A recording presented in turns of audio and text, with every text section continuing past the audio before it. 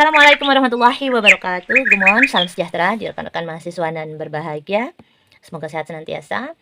Kali ini kita membahas sedikit mengenai metodologi penelitian.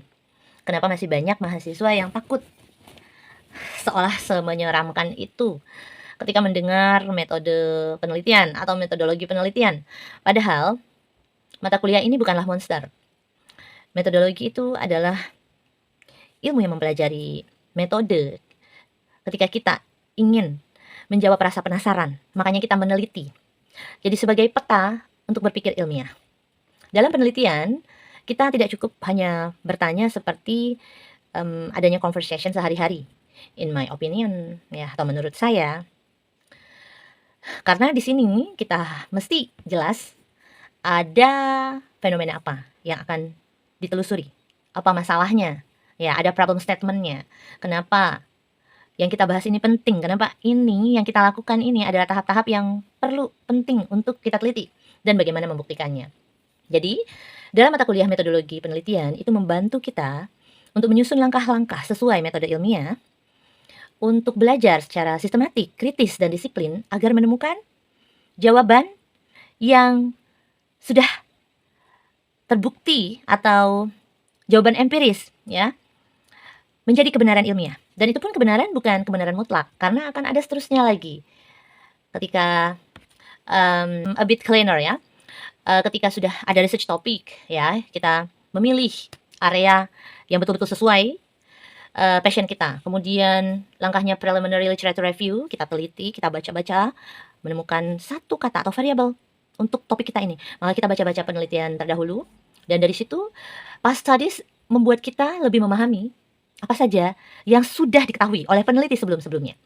Kemudian yang ketiga, kita identify the research gap, ya, dari berbagai macam literatur yang kita baca.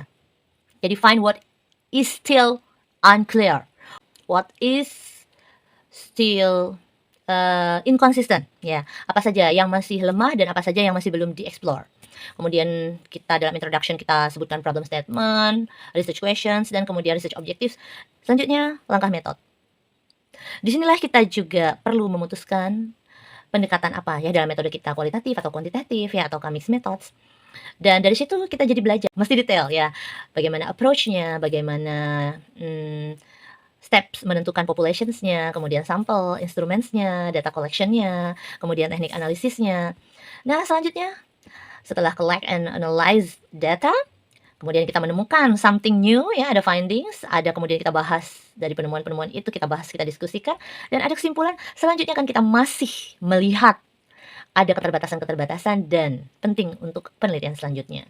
Maka jangan sia-siakan ketika kita memiliki waktu untuk memiliki pemahaman yang lebih mantap dalam metodologi penelitian, karena ini bukan sekadar bab proposal. Jadi ini adalah peta bagi kita untuk makin meningkatkan keterampilan dan meyakinkan diri kita untuk bisa berpikir ilmiah, sehingga selalu bisa menjawab setiap rasa ingin tahu kita, rasa penasaran kita dengan proses belajar dan terus semangat belajar untuk menemukan jawaban kebenaran ilmiah. Dan jawaban itu bisa dibuktikan jadi sekedar pengetahuan, naik level menjadi ilmu, dan menjadi ilmu pengetahuan. Dan makin luaslah wawasan serta ilmu pengetahuan yang amat berharga itu untuk kemudian ditularkan ke generasi seterusnya. Baiklah, di rekan-rekan dan berbahagia, semoga bermanfaat yang sedikit ini. Dan mari terus ingat bahwa kita semua punya keunikan. Everyone is awesome. Let's learn more and more. Happy learning, happy working, and happy researching. Have a good day. Semangat. To find you.